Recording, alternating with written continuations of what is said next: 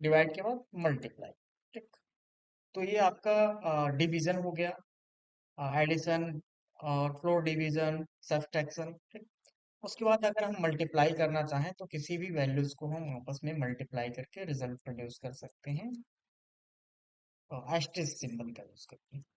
तो हम इस 6 और 5 को मल्टीप्लाई करके ऐसे अप्लाई कर सकते हैं ऐसे। ठीक। नेक्स्ट, अगर हम वही चीज, इसको बोलते हैं एक्सपोनेंशियल, तो इसमें एक और होता है डबल एस्टेरिस्क लगाने से क्या होता है, किसी भी नंबर का वो एक्सपोनेंट वैल्यू कैलकुलेट करता है। जैसे मैंने लिखा यहाँ पे ए, एंड देन एक्सपोनेंट ऑपरेटर जिसको बोलते हैं, ये डबल एस्टेरिस्क हो जाता है, एक्सपोनेंट ऑपरेटर है, और मैंने लिख दिया 2। ठीक। तो a power of two two हो जाएगा। ठीक। Sorry, power of two. तो ए आपका क्या है, ए की वैल्यू क्या है, 6 है, और उस पे पावर ऑफ टू, इसका आपका वैल्यू क्या हो जाएगा, 36 हो जाएगा। ठीक है। तो हम जितना रखना चाहे रख सकते हैं। जैसे मैंने पावर ऑफ 3 कर दिया, तो पावर ऑफ 3 कितना होगा, 216 हो जाएगा। फिर अगर पावर ऑफ 4 कर सकते हो तो फिर आपका 4 टाइम मल्टीप्लाई होगा ए। ठीक।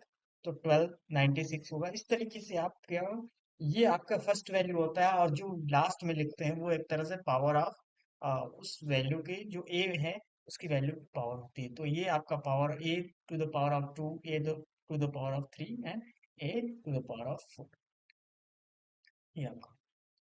तो इस तरीके से हम यूज कर सकते हैं एक्सपोनेंशियल, फ्लोर डिवीजन जो आपको इंटीजर में कैलकुलेट करके देता है वैल्यूज आउटपुट डिवीजन, और ये आपको कैलकुलेट करके देता है। ठीक। और फिर एक ऑपरेटर बचा हमारे अरिथमेटिक कैटेगरी में, एक और होता है जो किसी भी वैल्यू को रिमाइंडर निकालता है। जैसे मैंने यहाँ पर डिवाइड किया, मॉडुलस लिखते हैं, तो मॉडुलस लिखा और मैंने कहा कि 2 से मुझे डिवाइड करना है, और 2 से डिवाइड करने के बाद जो रिमाइंडर बचेगा वो मुझे आउटपुट में चाहिए। तो 2 से अगर ए के अंदर 6 है, अगर मैं 2 से डिवाइड करूंगा तो मेरे पास क्या वैल्यू बचेगी, 0, रिमाइंडर 0, पूरी तरह से वो कम्प्लीटली डिवाइड हो चुका है, तो वो हमारे पास 0 बचेगा। अगर मैंने लिखा यहाँ पे ए, और ए के अंदर 6 है, तो अगर मैं 7 से डिवाइड करूंगा तो वो 6 एज इट इज उसको डिफाइन कर दे, क्योंकि वो छोटा है और 6 7 से डिवाइड नहीं हो सकता। तो वो पूरा का पूरा रिमाइंडर ही आपका 6 रिमाइंडर में आ जाएगा। ठीक है। तो मॉडुलस क्या कैलकुलेट करता है, रिमाइंडर। ये आपका एक्सपोनेंट वैल्यू जो पावर वैल्यू कैलकुलेट करता है। देन ये मल्टीप्लिकेशन, या आपका होल नंबर रिजल्ट में डिवीजन देता है। एंड देन ये डिवीजन आपका पॉइंट्स में, डेसिमल्स में देता है। एंड देन ये सब्सट्रैक्शन, माइनस जो आपका सब्सट्रैक्ट करता है किसी भी दो वैल्यूज को।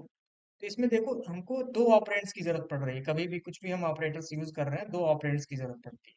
तो इस तरह के ऑपरेटर्स को हम क्या बोलते हैं, जो ऑपरेटर्स दो ऑपरेंड्स के साथ काम करता है उसको बाइनरी ऑपरेटर या बाइनरी ऑपरेटर, या कह सकें एक तरह से अरिथमेटिक ऑपरेटर। बहुत सारे ऑपरेटर्स होते हैं जो बाइनरी ऑपरेटर कैटेगरी में आते हैं। तो बाइनरी मीन्स कि जब हम दो ऑपरेंड्स के साथ किसी ऑपरेटर को यूज करते हैं तो उनको हम बाइनरी ऑपरेटर बोलते हैं। ठीक। हमारा है लॉजिकल ऑपरेटर। ठीक। लॉजिकल में आपके एक तरह से फर्स्ट आपका क्या होता है, कंपैरिजन ऑपरेटर होता है। लॉजिकल में दो ग्रुप होते हैं, एक कंपैरिजन वाले किया जाता है, और कंपैरिजन के साथ साथ हम यूज करते हैं लॉजिकल ऑपरेटर। ठीक। तो ये आपका कंपैरिजन ऑपरेटर है, कंपैरिजन करने के लिए कि हम एक वैल्यू को दूसरे वैल्यू से कंपेयर करें। तो जो कंपैरिजन ऑपरेटर होता है वो भी एक तरह से क्या होता है, किस तरह का ऑपरेटर होता है, बाइनरी ऑपरेटर होता है, जो दो ऑपरेंड्स के बीच में कंपैरिजन करता है, दो वैल्यूज को कंपेयर करता है। ठीक है। जैसे मैंने यहाँ पे लिखा कि मुझे चेक करना है कि ए और बी बराबर है या नहीं, इक्वल है या नहीं, तो मैं लिखूंगा ए इक्वल इक्वल बी। तो ये मुझे रिजल्ट देता है ट्रू या फॉल्स में। ठीक। तो क्या रिजल्ट मिला मुझे, फॉल्स, क्योंकि ए आपका 6 है और बी क्या है, 5 है। ठीक है। अगर वही मैं लिखता हूं ए नॉट इक्वल बी, तो मुझे रिजल्ट क्या मिला, ट्रू, क्योंकि हमारा ए नॉट इक्वल बी है तो सही है, क्योंकि दोनों इक्वल है ही नहीं। ए आपका 6 है और बी क्या है हमारा 5 है, तो इस तरीके से ये आपका रिजल्ट ट्रू दे रहा है। और जब रिजल्ट आपका कंडीशन मैच नहीं होता तो फॉल्स देता है, जब इक्वल नहीं है तो फॉल्स, और इक्वल नहीं है तो यहाँ पर इक्वल नहीं हम ही चेक कर रहे हैं, तो ये आपका ट्रू हो गया। देन फिर मुझे चेक करना है कि ए ग्रेटर देन है बी से, तो हाँ बड़ा है, क्योंकि ए आपका 6 है और बी आपका क्या है 5। ठीक। देन उसके बाद अगर हमको चेक करना हो कि ए ग्रेटर देन और इक्वल टू बी, तो ग्रेटर देन और इक्वल टू बी चेक करना हो, तो या तो ग्रेटर देन हो तब भी वो ट्रू रिटर्न करेगा, या तो इक्वल हो तब भी वो रिटर्न करेगा। तो ये आपका रिटर्न करेगा क्या, ट्रू, क्योंकि यहाँ पे ग्रेटर देन है, तो वो ट्रू रिटर्न कर जाएगा। उसके बाद हम चेक करेंगे कि अगर मुझे चेक करना हो क्या, लेस देन, क्योंकि ए लेस देन बी है या नहीं, तो ये लेस देन का सिंबल है कि हम चेक कर रहे हैं कि पहला वाला छोटा है दूसरे वाले से। अगर छोटा है तो वो ट्रू रिटर्न करेगा, नहीं छोटा है पहला वाला तो वो फॉल्स रिटर्न करेगा। तो यहाँ पे पहला वाला छोटा नहीं है तो ये फॉल्स रिटर्न होगा, आपका फॉल्स आउटपुट आएगा। क्लियर। नेक्स्ट, फिर उसके बाद क्या होता है, लेस देन और इक्वल टू बी, तो या तो लेस देन हो या तो इक्वल हो बी, तो ना ही लेस देन है ना ही इक्वल है, तो क्या होगा आपका रिजल्ट फॉल्स ही आएगा इसमें भी। ठीक। तो इसमें इतने कंपैरिजन ऑपरेटर होते हैं, एक इक्वालिटी चेक करने के लिए, एक नॉट इक्वल चेक करने के लिए, एक ग्रेटर देन, ये आपका ग्रेटर देन इक्वल, ये लेस देन, और ये लेस देन और इक्वल। ओके, ये हो गया आपका कंपैरिजन ऑपरेटर, जो दो वेरिएबल्स या दो वैल्यूज को ही चेक करने के लिए यूज किए जाते हैं। अब जरूरी नहीं है दोनों वेरिएबल ही, एक वेरिएबल हो सकता है दूसरा वैल्यू हो सकता है, या दोनों वेरिएबल हो सकते हैं, या पहला वैल्यू दूसरा वेरिएबल, इस तरीके से वो चेंज हो सकते हैं। ठीक है। नेक्स्ट, अब हम आते हैं कंबाइंड लॉजिकल एक्सप्रेशन के साथ, जैसे कि जिसमें एंड, नॉट और ठीक।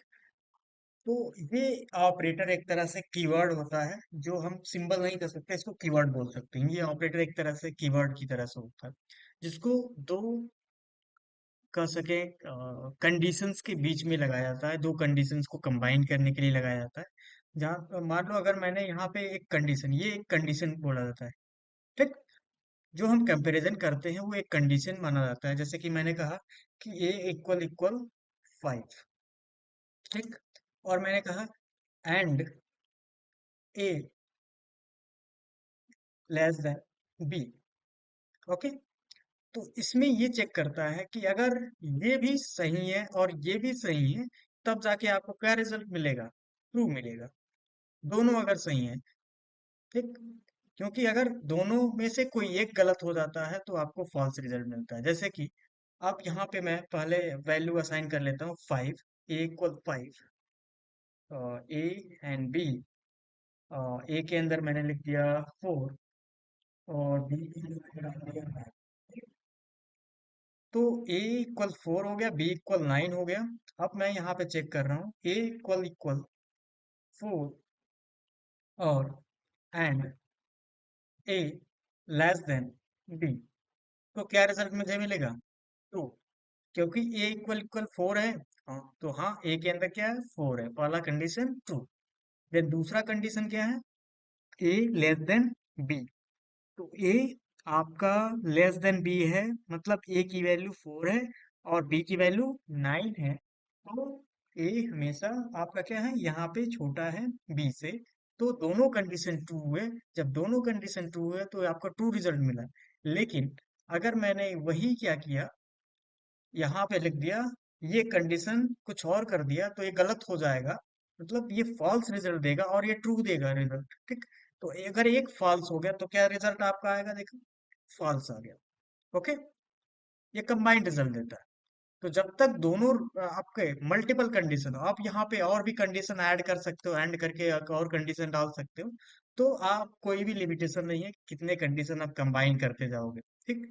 तो एंड का मतलब वो होता है कि जब तक आप दोनों कंडीशन सेटिस्फाई नहीं होता, ट्रू नहीं रिजल्ट देता, तब तक वो ट्रू रिजल्ट आपको नहीं आता। ठीक। तो ये दोनों ट्रू हैं तो आपको ट्रू मिला, अगर कोई एक गलत हो जाता है, फॉल्स हो जाता है, तो आपका फॉल्स होगा। ठीक है। फिर अब उसके बाद क्या होता है और क्या करता है, तो यहाँ पे हम ये डिफाइन कर लेते हैं, ए इक्वल इक्वल 4, और मैंने लिखा और देखो, तो अगर यहाँ पे मैंने लिखा था a equal equal 4 and a less than b, तो यहाँ पे ट्रू आ रहा था, मतलब दोनों सही थे तब भी ट्रू आ रहा था। तो यहाँ पे चेक करें और में, तो इसमें दोनों सही रहेंगे तब भी ट्रू आएगा। और अगर मैंने यहाँ पे ये लिख दिया, ठीक, और इसकी जगह पे मैंने क्या लिख दिया, एंड की जगह पे और कर दिया, कंडीशन जो फॉल्स वाला ये कंडीशन है, इसमें मैंने एंड की जगह पे और कर लिया, तो हमारा रिजल्ट क्या आएगा, ट्रू आएगा। क्यों? क्योंकि ये तो फॉल्स हो रहा है लेकिन ये वाला तो ट्रू हो रहा है, मतलब कोई एक कंडीशन अगर ट्रू होता है और वाले लॉजिक में, तो और क्या करता है कि कोई एक सही है, अगर सारे गलत हैं तब जाके फॉल्स को रिटर्न करता है, इसमें दोनों सही हैं, इसमें एक सही है। अगर ये भी गलत होता तो आपका रिजल्ट फॉल्स होता, जैसे कि मैंने कहा ए इक्वल इक्वल 8, तो ए इक्वल इक्वल 8 है नहीं, तो जब नहीं है तो ये भी फॉल्स हो गया, और ना ही ग्रेटर देन बी है, तो आपका रिजल्ट क्या आएगा, फॉल्स, मतलब जहां पे दोनों फॉल्स हुए वहां पर आपका रिजल्ट फॉल्स। ठीक, तो कंबाइंड रिजल्ट एक देता है आपके मल्टीपल कंडीशन। ठीक है, तो आप नोट कर सकते हो कैसे अप्लाई करना है आपको यहाँ पे। पहले आप वैल्यूज रख लेना, उसके बाद ये आपका अप्लाई कर लेना।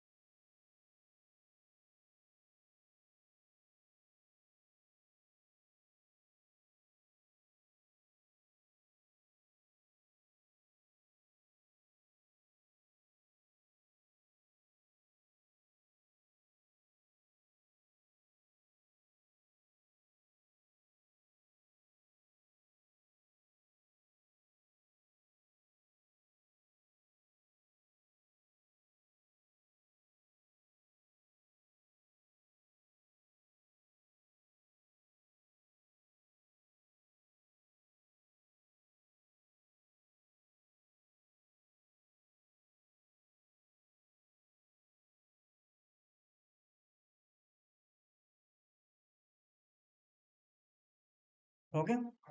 अब आते हैं कि नॉट कैसे यूज करना है आपको। तो नॉट कैसे यूज करना है, तो नॉट एक तरह से आपका क्या होता है, रिवर्स करता है किसी भी कंपैरिजन को या कंडीशंस को। तो जैसे हमने लिखा ये मॉडुलस 2 इक्वल इक्वल 0, कि हम 2 से डिवाइड करें और उसका कंपैरिजन रिमाइंडर क्या हो, 0 आना चाहिए, तो हम यहाँ पे चेक करते हैं, तो यहाँ ट्रू आ रहा है क्योंकि ए के अंदर क्या वैल्यू है, 4 है, और जब हम 2 से डिवाइड करेंगे तो क्या रिजल्ट आएगा, ट्रू। ठीक, लेकिन मैं अगर उसके पहले लिख दूं not modulus 2 equal equal 0 not, तो जब नॉट लिख दूंगा तो उसको रिवर्स कर देता है, उस कंडीशंस के जो भी रिजल्ट आ रहे हैं, तो उसको मैंने कहा कि रिमाइंडर 0 नहीं आना चाहिए, अगर आ रहा है तो क्या है, फॉल्स। ठीक है, क्लियर। तो जब भी कोई कंडीशन होता है उसको अगर रिवर्स ऑर्डर में करना, ट्रू आ रहा है तो फॉल्स में कन्वर्ट करना, फॉल्स आ रहा है तो ट्रू में कन्वर्ट करना है, तो उसके लिए हम नॉट लगाते हैं। ठीक है, रिवर्स ऑर्डरिंग के लिए या रिवर्स कंडीशन के लिए। ओके, प्रेसिडेंस नोट कर लेना। प्रेसिडेंस का मतलब कि प्रायोरिटी, कि इसमें किस तरीके से कैलकुलेट होता है, तो इसको पेमडॉस बोलते हैं। जैसे बॉडमॉस होता है ना, इसमें पेमडॉस होता है, parenthesis exponential multiplication division addition as subtraction. इसी सीक्वेंस में वो एग्जीक्यूट करता है, पहले जो पैरेंथेसिस के अंदर है उसको एग्जीक्यूट करता है, उसके बाद वो एक्सपोनेंशियल को प्रायोरिटी देता है, उसको एग्जीक्यूट करता है, देन डिवीजन, देन एडिशन, उसके बाद सब्ट्रैक्शन। हाँ, अरे अरिथमेटिक प्रॉब्लम्स को सॉल्व करने का जो इक्वेशन होता है, जैसे बॉडमॉस पढ़ा है, बॉडमॉस मैथ्स में। मैथ्स में बॉडमस नहीं पढ़ा? ब्रैकेट्स, ये सब होते हैं, ब्रैकेट्स पैरेंथेसिस ये सब होते हैं। तो सेम वही चीज इसमें पेमडॉस बोला जाता है। ठीक है। तो इसको प्रेसिडेंस बोलते हैं कि किसको पहले कैलकुलेट करता है। तो पहले आपका पैरेंथेसिस के अंदर जो है उसको एग्जीक्यूट करता है, कैलकुलेट करता है, देन एक्सपोनेंशियल निकालता है, फिर उसके बाद मल्टीप्लिकेशन निकालता है, देन डिवीजन। जैसे कि अगर आपके पास एक कह सके आपके नंबर है कोई, जैसे कि यहाँ पे मैंने डाला, मैंने लिखा, ब्रैकेट में लिखा 3 + 5, फिर मैंने लिखा मल्टीप्लाई 6 या डिवाइड 6, फिर मैंने लिखा यहाँ पे +2 या 3, एंड देन एक्सपोनेंशियल 2 और -3। तो इसका रिजल्ट क्या आएगा?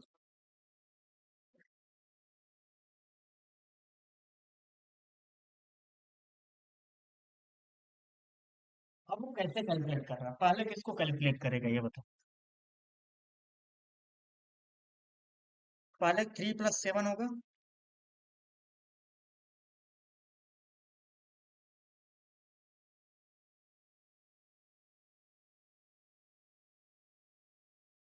3 + 5 होगा, सॉरी 3 + 5 होगा, मतलब 8 होगा, एंड देन डिवाइड, फिर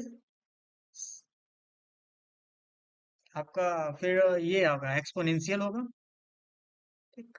फिर मल्टीप्लिकेशन, तो मल्टीप्लिकेशन तो है नहीं, फिर मल्टीप्लिकेशन के बाद डिवीजन होगा।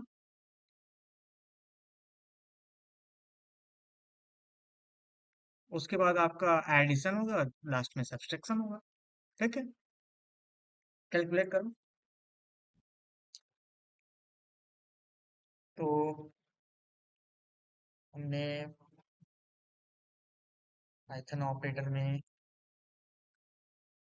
अरिथमेटिक, पहला जो है अरिथमेटिक ऑपरेटर हमने पढ़ लिया था।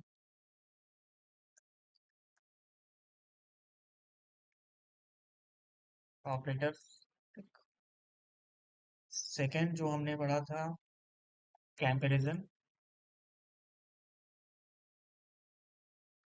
या उसको बोलते हैं रिलेशनल ऑपरेटर। और थर्ड हमने डिफाइन किया था लॉजिकल ऑपरेटर्स। ठीक। आज का हमारा पॉइंट है असाइनमेंट ऑपरेटर्स। ओके। क्या, फोर्थ पॉइंट हम रहने वाले हैं assignment operators. Okay.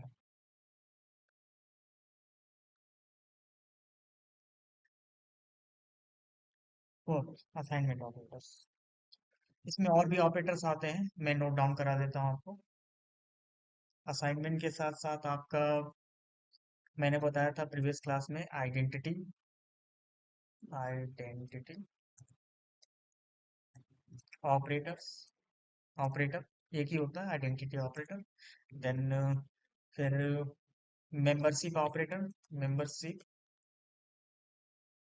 Operator. Clear. तो फिफ्थ ये हो गया, एंड सिक्स। क्लियर। जिसमें हम फोर्थ हम पढ़ने वाले हैं। तो फोर्थ असाइनमेंट, असाइनमेंट का मतलब कि हम किसी भी वेरिएबल में कोई वैल्यू हम पुट करने वाले हैं, तो उसके लिए असाइनमेंट की जरूरत पड़ती है। जैसे मैंने यहाँ पे दिख रहा है आपको? क्लियर। तो ए में जब हम किसी वैल्यू को, जैसे ये एक वेरिएबल है, ठीक, और जैसे कि पाइथन में क्या होता है, किसी पाइथन में वेरिएबल डिक्लेयर करने के लिए कोई कीवर्ड की जरूरत नहीं पड़ती है, बस हम आइडेंटिफायर लिखते हैं और उसमें कोई वैल्यू पुट कर देते हैं तो वेरिएबल डिक्लेयर हो जाता है। ठीक। तो डिक्लेयर और असाइनमेंट का दोनों का स्टेटमेंट सेम होता है।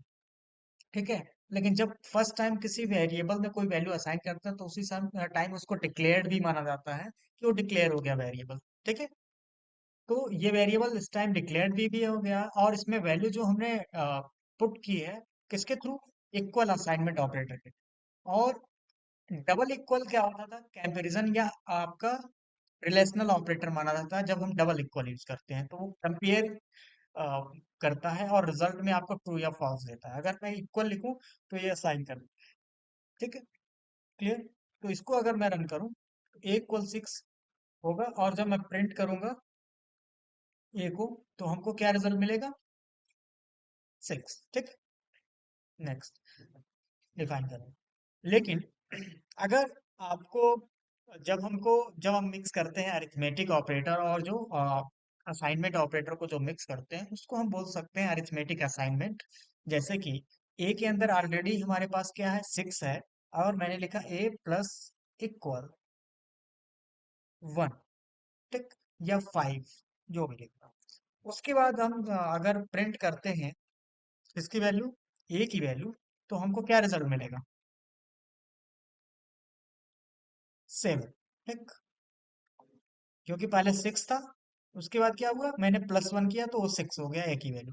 +5 करोगे तो क्या होगा, जो ऑलरेडी वैल्यू है उसी में वो ऐड ऑन होगा। तो क्या है, 6 में 5 ऐड होगा, वो +5, ठीक है। देन इसी तरीके से आप और भी ऑपरेटर्स का यूज कर सकते हैं। जैसे मैंने लिखा ए डिडक्स माइनस इक्वल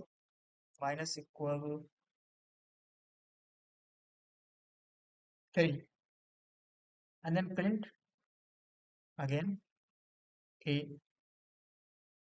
तो 11 - 3 कितना होगा, 8। तो जो ऑलरेडी वैल्यू है उसको वो डिटेक्ट कर देता है, और जो अपडेटेड वैल्यू है वो आपका रिजल्ट जो होता है वही अपडेटेड वैल्यू हो जाती है, ठीक। देन उसके बाद हमने डिफाइन किया प्रिंट ए डिवाइड इक्वल, सॉरी, मल्टीप्लाई, पहले मल्टीप्लाई कर लेते हैं, मल्टीप्लाई इक्वल 8।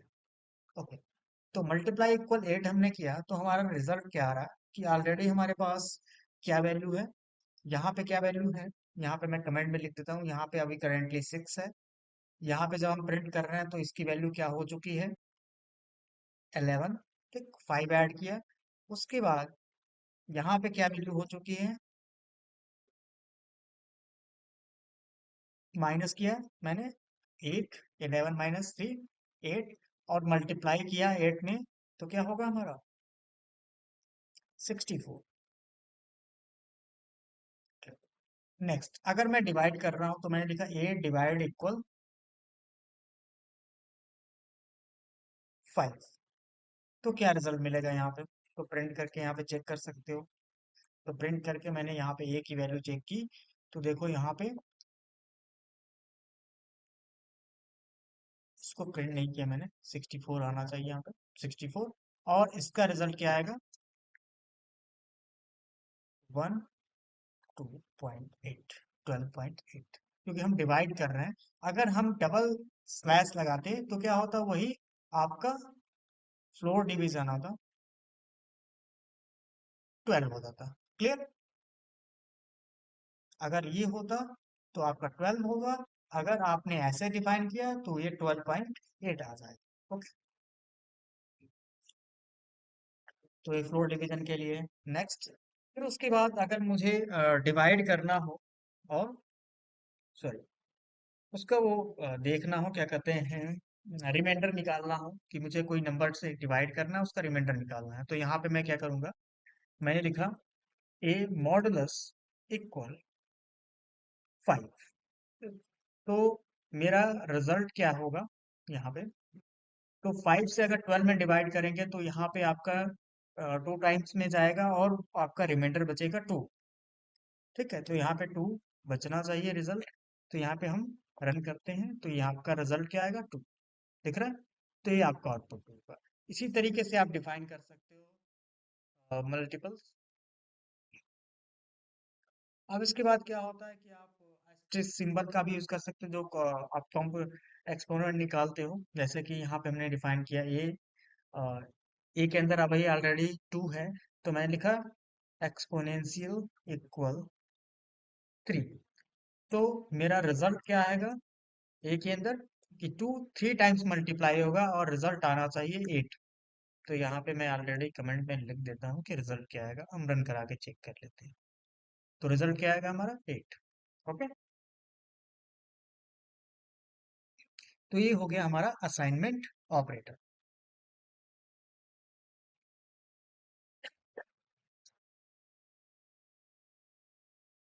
नेक्स्ट हम डिफाइन करने वाले हैं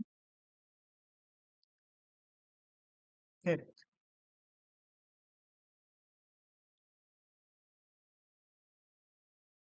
identity operator.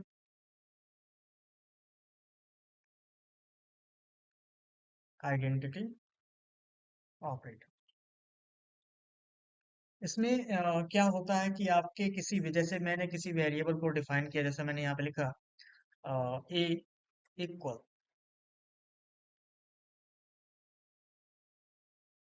5 and then b equal 5। ठीक, a equal 5 and b equal 5, then मैंने प्रिंट किया ए इज बी, तो आपका आउटपुट क्या आएगा? इज ए कर सके आप, is and is not is a identity operator, is not, is and is not. तो यहाँ पे अगर दो ऑपरेंड्स के बीच में अगर इस ऑपरेटर अगर यूज कर रहे हो, तो ये डिफाइन क्या करता है, इसका रिजल्ट क्या आता है, देखो यहाँ पे ट्रू आ रहा है। ट्रू मीन्स कि इसके दो आइडेंटिटी सेम है, डिफाइन करता है। लेकिन अगर मैं इसमें अगर ऑब्जेक्ट टाइप डेटा डालूं, ठीक, इसमें लिटरल्स मैंने डाला ऑब्जेक्ट टाइप, जैसे कि यहाँ पे मैंने लिखा 2 3 4, और इसमें कुछ और डेटा मैं लिस्टिंग टाइप का डेटा डालता हूँ, जैसे 5 6 एंड 7। ठीक, अब चेक करता हूँ, रन करता हूँ, तो क्या रिजल्ट आ रहा है? फॉल्स। और सेम अगर मैं डेटा डालता हूँ, देखो अलग अलग डेटाज हैं, दोनों में सेम लिस्ट अगर मैं यूज करता हूँ, तो क्या डेटा आ रहा है? फॉल्स। सेम डेटा है लेकिन फिर भी वो कह रहा है कि ए बी नहीं है, फॉल्स है। क्यों? क्योंकि ये आइडेंटिटी चेक करता है, ना कि आपका एक तरह से कह सके वैल्यू को चेक करता है। तो आइडेंटिटी मतलब ऑब्जेक्ट को चेक करता है। क्लियर? तो मोस्टली जो नंबर्स होते हैं वो ऑब्जेक्ट में नहीं आते, मोस्टली ऑब्जेक्ट में या लिस्टिंग या कह सके लिस्ट ऑब्जेक्ट और ट्रेबल ऑब्जेक्ट्स होते हैं। ठीक है, तो इसलिए आपका वो ट्रू डिफाइन कर रहा था। अब देखो यहाँ पे प्रिंट ए इज बी, क्या है आपका? फॉल्स है। ठीक है, लेकिन अगर हमको ट्रू रिजल्ट चाहिए तो उसके लिए करना क्या होगा, देखो मैंने लिखा बी इक्वल ए कर दिया, मतलब बी में किसको असाइन कर दिया? ए को असाइन कर दिया। अब मैं प्रिंट करूं, तो मैंने लिखा यहाँ पे ए इज बी, सेम वही। अब आउटपुट अगर हम देखना चाहें तो यहाँ पे लिख सकते हैं असाइन करने के बाद तो बी के अंदर क्या आ गया? ए की वैल्यू आ गई। वैल्यू के साथ साथ उसका इंस्टेंस भी आ जाता है। तो जब इंस्टेंस हो जाता है तो दोनों की आइडेंटिटी सेम हो जाती है कि बी के अंदर भी ए ही असाइन है। तो ए और बी दोनों सेम है, ए इज बी आपका क्या है? ट्रू है। ओके, तो यहाँ पे आपका अभी क्या है? फिलहाल के लिए क्या होगा? फॉल्स होगा, क्योंकि वो अलग अलग इंस्टांस हो जाएंगे।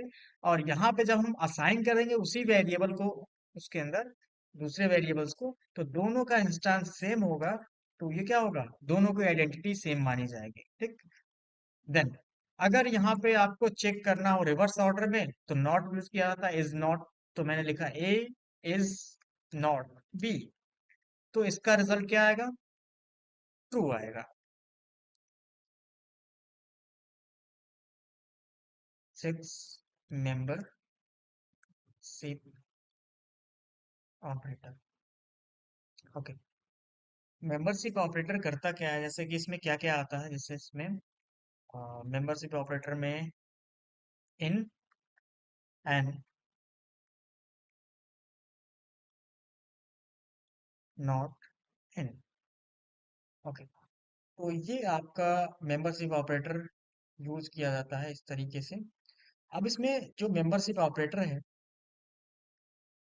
मान लो मैंने एक वेरिएबल डिफाइन किया और उसके अंदर कुछ सेंटेंसेस लिख दिए, जैसे मैंने लिख दिया यहाँ पे hello, good evening. Okay, define कर दिया। अब मैं यहाँ पे प्रिंट कर रहा हूँ कि इसमें हेलो या है या नहीं। तो मैंने लिखा यहाँ पे hello and then hello and a, hello world किसके अंदर, ए के अंदर है या नहीं। तो यहाँ पे क्या आ रहा है रिजल्ट। तो ये हम चेक कर सकते हैं मेंबरशिप, हम किसी भी कैरेक्टर को चेक कर सकते हैं कि वो कैरेक्टर इस पूरे सेंटेंस में है या नहीं। ठीक। या आपको जब रिवर्स करना हो तो उसमें ये चेक करना है कि इसमें नहीं है, तो ये आप क्या लिख सकते हैं, नॉट इन। ठीक। तो जब नॉट इन लिखोगे, इसमें हेलो इसमें नहीं है, तो इसमें है, तो ये क्या रिजल्ट देगा, ये फॉल्स देगा और ये वाला ट्रू देगा। तो ये कंडीशन मैच हो जाएगा तो ये आपको ट्रू रिजल्ट मिलेगा, एंड देन ये आपका फॉल्स। तो इस तरीके से हम यूज कर सकते हैं, डिफाइन कर सकते हैं। नेक्स्ट हम इसको लिस्ट टपल्स के भी साथ भी यूज कर सकते हैं, लेकिन हम जब आगे पढ़ेंगे लिस्ट टपल्स होते क्या है, कैसे यूज करने होते हैं, तो उसमें हम भी इसका भी यूज कर सकते हैं, इन ऑपरेटर और नॉट इन ऑपरेटर का यूज कर सकते हैं, जो एक तरह से किसी भी एग्जिस्टिंग डेटा के अंदर वो डेटा, जो पार्टिकुलर डेटा जो आप सर्च करना चाहते हैं, जो लुकअप करना चाहते हैं, वो डेटा है या नहीं, उसके लिए हम इन और नॉट इन का यूज करते हैं। In for existence, not in for excluding. ठीक। कि उसमें है या उसमें नहीं है, ये चीज आप डिफाइन कर रहे हो एज ए रिवर्स और रिवर्स रिवर्स कंडीशंस के लिए। ओके। तो ये आपका सिक्स्थ ऑपरेटर है। इसको मल्टीपल वेरिएबल डिक्लेरेशन के लिए यहाँ पे जैसे मैंने यहाँ पे डिफाइन किया कि यहाँ पे मैं मुझे a b c multiple variable declare करना है और उसके अंदर कोई वैल्यू भी पुट करनी है, तो इस तरीके से हम असाइन कर सकते हैं कि ए के अंदर 5 मैंने असाइन कर दिया, बी के अंदर 6 और सी के अंदर 8 मैंने असाइन कर दिया। इस तरीके से वो एक साथ इनके अंदर वैल्यूज वो चले जाते हैं। ठीक। या तो आप ये भी कर सकते थे, a equal 5, b equal 6 and c equal 8, ऐसे भी कर सकते थे। जैसे यहाँ पे मैं एक दूसरा तरीका डिफाइन कर दूं, जैसे यहाँ पे ये भी कर सकते हो, ए इक्वल 5, बी इक्वल 6 अलग अलग लाइन में, सी इक्वल 8। तो हम ऐसे ना करके हम ऐसे भी वेरिएबल डिक्लेयर कर सकते हैं। ठीक है। कई तरीके होते हैं वेरिएबल डिक्लेयर करने के।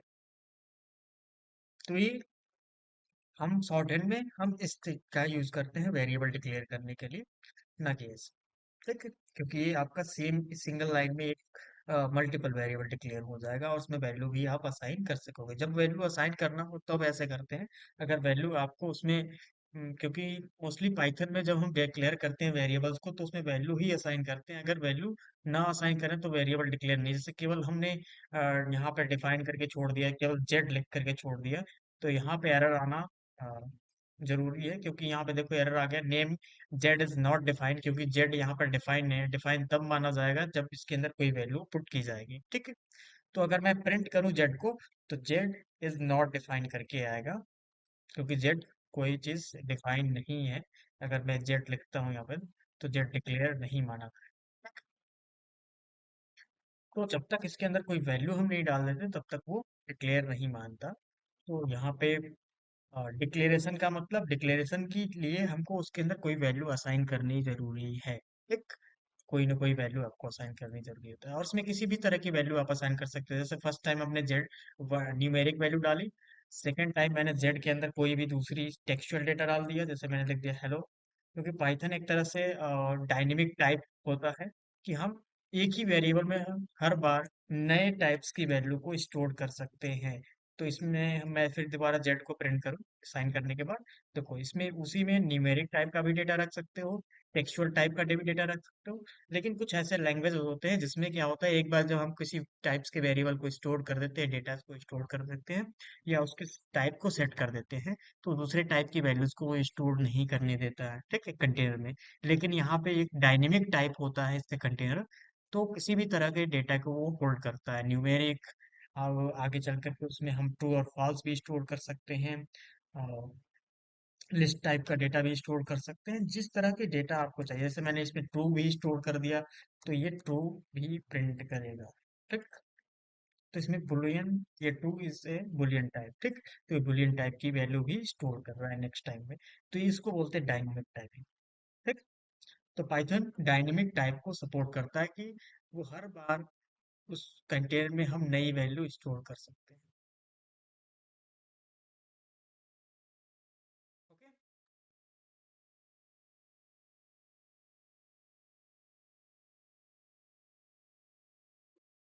इतना रन लेते हैं वेरिएबल्स के बारे में एक डेढ़ से। नेक्स्ट क्लास में हम स्ट्रिंग और स्ट्रिंग फंक्शंस पढ़ेंगे, ठीक है।